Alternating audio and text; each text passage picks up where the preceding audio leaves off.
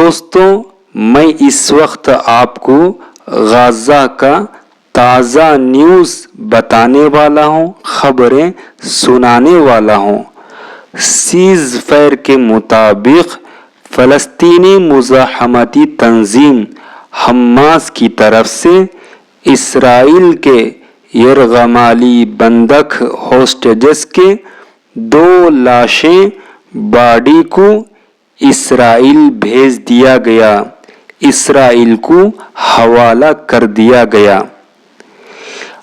Israel की तरफ से भी गज़ा वालों के 30 लाशें बॉडी को गज़ा वालों के हवाला कर दिया गया, भेज दिया गया।